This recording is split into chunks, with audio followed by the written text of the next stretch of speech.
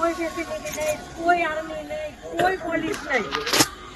જ્યારે મોટા મોટા નેતા આવે, કોઈ વીઆઈપી માટે પાછળ કેટલી ગાડી, ઉપર હેલિકોપ્ટર શેનાથી હાલે છે?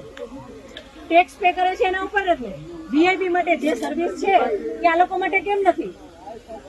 હું નીચે આર્મી કેમ્પમાં ચિલ્લાઈને કહેતી હતી કે ઉપર કેટલા લોકો જખમી છે, તમે લોકો જલ્દી કંઈક કરો. અને ઉપરથી પડતા આખડતા નીચે ઉતરતે હજી ઉપર કોઈ ફેસિલિટી ગઈ નહોતી. આતંકવાદી અમારી સામે આવીને ગોળી મારી જાય છે. હિન્દુ મુસલમાનને અલગ કરીને હિન્દુના બધા ભાઈઓને ગોળી મારી છે. તો આપણી આર્મી કરે છે શું? લાખોની સંખ્યામાં આર્મી હતી ત્યાં. અને જે ટુરિસ્ટ પ્લેસ છે ત્યાં કોઈ આર્મી મેન નહીં, કોઈ પોલીસમેન નહીં, કે કોઈ ફર્સ્ટ એડ કિટ નહીં, કાંઈ જ સુવિધા નહીં. એમાંથી એક આર્મી મેન એવું કહે છે કે તમે લોકો ઉપર ફરવા શું કામ જાઓ છો? હવે તમે મને એ વાતનો જવાબ દો. એ જો આ રીતનું હતું તો તમે અમને જવાબ શું કામ દો છો? મારા ઘરનો સ્તંભ વયો ગયો છે. હવે તમે મને પાછો આપો, મારે બીજું કાંઈ ન જોઈએ. આજ પછી કોઈ દિવસ કોઈ વોટ જ નહીં કરતા. જો આપણી ગવર્મેન્ટને પોતાની જ સુવિધા રાખવી છે, તમારા પાછળ કેટલા વીઆઈપી હોય છે, કેટલી ગાડીઓ હોય છે, તમારો જીવ છે. આ ટેક્સ પે કરે છે એનો જીવ નથી. આ છોકરાઓનું શું? આનું ભવિષ્ય શું? આને ડોક્ટર બનાવી છે, આને એન્જિનિયર બનાવો છો, હું કઈ રીતે બનાવીશ? નહીં, મને ન્યાય જોઈએ. મારા છોકરાનું फ्यूचर खराब न થવું જોઈએ. मैं फटाफट जो है इसका हिंदी अनुवाद मेरे सामने है, पूरा बता देता हूँ। भाऊ अगले वाले का बताएंगे क्योंकि वो गुजराती में है, मेरे पास नहीं हिंदी अनुवाद। इसका है, पहलगाम में कोई सुविधा नहीं है, कोई सेना नहीं है, कोई पुलिस नहीं है। जब बड़े नेता या वीआईपी आते हैं तो उनके पीछे कितनी गाड़ियां होती हैं। नेता जिस हेलीकॉप्टर में चलते हैं सिर्फ टैक्स देने वालों के दम पर चलता है ना। आतंकवादी हमारे सामने आते हैं, हिंदू मुसलमान पूछकर सिर्फ हिंदुओं को गोली मार देते हैं। सेना क्या कर रही थी? वो इतना बड़ा पर्यटन स्थल है, फिर भी वहां सेना का कोई जवान, कोई पुलिस वाला, कोई मेडिकल सुविधा नहीं है। अगर मोदी सारी सुविधाएं सिर्फ अपने लिए रखना चाहते हैं तो आज से कोई भी सरकार को वोट नहीं देगा। आपके पीछे कितने वीआईपी हैं, आपके पास कितनी गाड़ियां हैं, आपकी जिंदगी है, टैक्स देने वाले की जिंदगी नहीं है। अगर आप टैक्स ले रहे हैं तो सुविधाएं क्यों नहीं देते? इन बच्चों का क्या भविष्य है? मैं अपने बेटे को इंजीनियर और बेटी को डॉक्टर बनाना चाहती हूँ, अब कैसे बनाऊंगी? मुझे न्याय चाहिए, मेरे लड़कों का भविष्य खराब नहीं होना चाहिए। सिर्फ इतना नहीं है, इस बाइट के अलावा भी जो बोला है मैं वो भी बता दे रहा हूँ। बहुत सारे जगहों पर बयान आया था। सरकार सिर्फ यही कह रही है कि हम कार्रवाई करेंगे, लेकिन अब तक कुछ नहीं हुआ। सरकार को ये भी नहीं पता कि अस्पताल में लोगों को सुविधा मिली या नहीं मिली। पहलगाम में अगले दिन कर्फ्यू लग गया, सड़कें बंद थी, सड़कों पर जहां देखो 100-200 सेना के जवान खड़े थे। नहीं सर, आपको सुनना पड़ेगा। सीआर पाटिल ने जब रोकने की कोशिश की, मैं पूरी क्लिप बता रहा हूं, तो उन्होंने कहा नहीं सर आपको सुनना पड़ेगा। जब सब कुछ हो जाता है तो हमारी सरकार आती है, फोटो खिंचवा कर चली जाती है। सरकार कहती है कि सेना के अधिकारी आए थे, पुलिस के अधिकारी आए थे। बाद में आकर आप लोग क्या करते हैं? मुझे बस न्याय चाहिए, सिर्फ अपने पति के लिए नहीं बल्कि उन सबके लिए चाहिए जिन्होंने अपनी जान वहां गंवाई है। दिक्कत कश्मीर में नहीं, ये लाइन भी सुनिए, दिक्कत कश्मीर में नहीं है, दिक्कत हमारी सरकार और सुरक्षा में है, यानी मोदी की सरकार और सुरक्षा में है।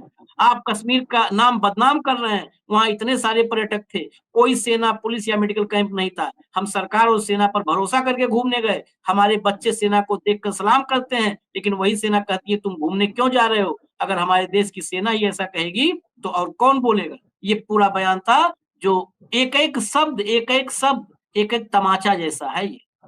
लेकिन क्या हुआ 24 घंटे के भीतर? क्या हुआ शीतलबेन के साथ? क्या हुआ? ये सवाल बहुत बड़ा है। शीतलबेन का अब ताजा बयान सुनाइए। शीतल शैलेश कलथिया છે। મારું કહેવું એ છે કે જે પહેલગામમાં જે આતંકવાદીએ હુમલો કર્યો છે એમાં જે આપણા હિન્દુ ભાઈઓની અને મારા પતિ શ્રી શૈલેષ કલથિયાની મૃત્યુ થઈ છે, તો મારે સરકારશ્રીથી અપેક્ષા છે કે જેવી રીતે તમે ઉરી અટેક અને પુલવામા અટેકમાં બધાને ન્યાય અપાવ્યો છે, તો એનાથી પણ વિશેષ ન્યાય તમે અત્યારે પણ અપાવશો એવો મને પૂરેપૂરો મારી સરકાર પર ભરોસો છે। મોદી સરકાર પર મને પૂરેપૂરો ભરોસો છે કે મારા બાળકોને અને મૃત્યુ પામેલા તમામ પરિવારના બાળકોને ન્યાય મળશે। એ સિવાય કાશ્મીર ગયા હતા તે પ્લેનની હા, એ પણ એક બહુ જ મતલબ ગંભીર પરિસ્થિતિ હતી। જેવી રીતે આ અટેક થયો એ સાંભળીને ત્યાંના લોકોને બધામાં પેનિક હતું કે બધાને પાછું પોતાના ઘરે જવું હતું। એવામાં મારે પણ મારા પતિને લઈને પાછું ઘરે આવવું હતું, પણ ફ્લાઇટની ટિકિટ આ તેમાં બહુ જ બધું ડીલે થતું હતું. પણ આપણા ગુજરાતના જે સરકાર જે છે, CR Patel sir, Harsh Sanghavi sir, એ લોકોની મદદથી હું ત્યાંથી રાત સુધીમાં મને એ લોકોએ સુરત પહોંચાડી મારા પરિવાર સહિત. वो सीआर पाटिल, मैं इतने उसने समझाऊं 2 लाइन। नहीं एक तो मोदी उसने सरकार पर पूरा मैं पूरा ही भरोसा सुना है, देता हूँ। हाँ, उसने नहीं मैं पूरा सुना देता हूँ। उसने कहा कि मैं मेरे पति के साथ मैं पहलगाम में गया, एकाएक वहां से आतंकी आए, उन्होंने मारा, स्थिति बहुत खराब थी, लेकिन मुझे विश्वास है कि हमारी मोदी सरकार हमको न्याय दिलाएगी। जो जो लोग मरे सबके साथ न्याय होगा, उन आतंकवादियों को छोड़ा नहीं जाएगा, मुझे विश्वास है इस सरकार पे। इतना बोला। उसके बाद एक्चुअली ये तो सारा CR पाटिल का खेल था। फिर उसके बाद उनको लगा कि CR का नाम ही नहीं लिया। उन्होंने कहा, फिर उसने गुजराती में बोला, फिर तुमको बाकी लोगों ने मदद की कि नहीं? उनने फिर उसको समझ में आ गया कि जो बोलना था CR पाटिल का तो नाम ही नहीं लिया बेचारी ने, जो मैं समझ सकता हूँ। फिर उसने कहा कि नहीं वो मैं बहुत पैनिक में थी, फिर पति को लेके आना था, यहाँ से पति की शव को लेके आना था। फिर मुझे गुजरात सरकार में खासकर संघवी साहब ने, CR पाटिल साहब ने बहुत अच्छा मदद किया और वो मुझे यहाँ लेके आए और मैं अब तब कोई शिकायत नहीं उसको। और ये सारी बातें वो किस प्रेशर में बोल रही होगी, उसको किससे बुलवाया गया होगा, उसने मीडिया के सामने नहीं, एक कैमरा लेके बीजेपी के ये IT सेल का काम होगा कि वो वीडियो रिलीज हुआ। लेकिन आशीष, मैं एक बात बता देता हूँ, वो वीडियो और इस वीडियो में भले ही 24 घंटे का डिफरेंस होगा, लेकिन गुजरात की जनता भी जानती है कि ये किस प्रेशर में लाया गया। अब मैं आपको बताता हूँ कि घटना वहां क्या क्या हुई। जो वहां जब आप यदि देख रहे हैं पूरा वीडियो, हमको बहुत कम क्योंकि कई एंगल से शूट होते, कई वीडियोस, कई चैनल वाले कई अलग अलग जगह पे खड़े हैं। यदि आप वहां देखोगे तो ये जो CR पाटिल है, CR पाटिल के साथ वहां पे मेयर साहब भी है सूरत के, दक्षेश मवानी, ये भी खड़े थे। साथ में एक पद्मश्री है सवानी, माथुर सवानी, वो भी वहां खड़े थे। और बाकी जो पटेल समाज के लोग थे, क्योंकि ये जो शैलेश कलथिया है, ये पटेल समाज का है ना। और यहाँ पे बोटाड डिस्ट्रिक्ट है, वहां पे सूरत के पास, उस बोटाड डिस्ट्रिक्ट के ध्रुपनिया गांव के वो रहने वाले हैं। इस महिला का जो वीडियो है वो गांव का वीडियो है। गांव में लोग जो मृत्यु के बाद लोग बैठने आते, मिलने आते, शोक मनाने आते, उस समय का एक वीडियो है। और इसका पहले का वीडियो जब उसका आक्रोश था जो टूट पड़ा वो है। अब उसमें हुआ क्या, ये जब ये वीडियो जब वायरल हुआ और सबने उठाया इसको और पूरे इसने, तो ऊपर से बट नेचुरली डंडा होना ही है कि ये तुमने सिचुएशन कैसे नहीं हैंडल की। अब क्या है, सूरत है जो पूरा पटेलों का है, ठीक है, और पटेल में होड़ लगी हुई है कि वो मोदी और अमित शाह के नजदीक सबसे ज्यादा कौन है ये दिखाने की होड़ लगी रहती। तो CR पटेल का आदेश हुआ इसको रेक्टिफाई करो। तो फिर इसमें ये पटेल समाज के जो लोग थे, उनमें एक है PP सवानी यूनिवर्सिटी है, उसके महेश भाई सवानी, वो उसके ओनर है वो, और एक लौजी बादशाह करके है, वो एक उद्योगपति है वहां के। इन दोनों को कर दिया गया कि आप जरा सेट करो।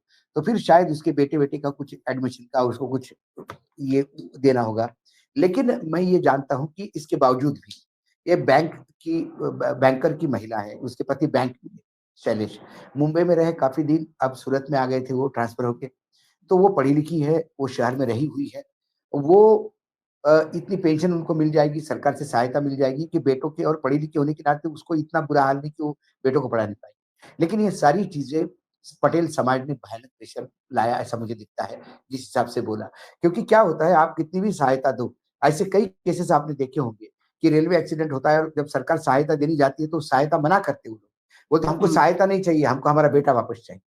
ये हमने कई वीडियोस देखे हैं, कई ऐसे लोगों ने देखे कि क्योंकि जो आप खो गया उसका पैसे से कंपेंसेशन नहीं होता। उसके बच्चों का भविष्य, कितने ही पैसे दो, आप एडमिशन दो, लेकिन बिना बाप के बेटे जो होते हैं, बच्चों के जो होते हैं, जो साया हट जाता है, उसमें साइकोलॉजिकल इम्पैक्ट बच्चों पे पड़ता है, वो भी उसका भी कोई जगह नहीं होता। लेकिन इसका तुरंत ये वीडियो, एक तो होता है कि आपने मदद की, चलो ठीक है, समाज के लोग इकट्ठा हो गए, मदद करी, वो काम पे लग गए।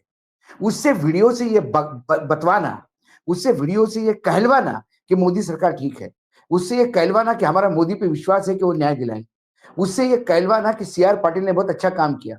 क्या वो महिला भूल गई थी? वो तो सूरत से आई थी, CR पाटिल को जैसे वहां तो गए नहीं थे श्रीनगर मिलने इनको। जब वो डेड बॉडी लेके आई थी, उसको टिकट की व्यवस्था की थी, वो क्या महिला इतना एहसान फरामोश है कि भूल जाएगी? वो जो पहला वीडियो जो आया था उसका, वो वास्तविकता थी। दूसरा वीडियो जो है वो लिपापोती है, और इनको शर्म आनी चाहिए। नेकी कर और दरिया में डाल कहते हैं लोग। नेकी कर और दरिया में डाल, ये सनातनी धर्म है या इतिहास से दिया हुआ दान उस हाथ को नहीं पता पड़ता। ये करने के बाद उस महिला से इन्होंने बुलवाया कि हमने तेरे को टिकट दिए, और ये एक जगह नहीं है। ये जो बेहायता, क्या उसको शब्द नहीं है मुझे, ये जो निर्लज्जता है, ये महाराष्ट्र में भी दिख रही है अब। वो लोग आए तो शिंदे का एक एमएलए कहता है, अरे जिनने कभी प्लेन में नहीं बिठाए जीवन में, उनको प्लेन में बिठा के लाए हम। एहसान किए इनने।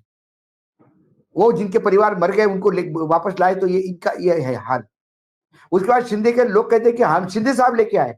बीजेपी वाले बोलते अरे छोड़ो तुम, हम लेके आए उनको। कौन लेके आया इसका क्रेडिट लेने के लिए झगड़ा है, लेकिन सिक्योरिटी नहीं दे रहे हैं, हम इसको दे नहीं पाए, इसकी लज्जा नहीं आती। इतने निर्लज्ज हो गए ये,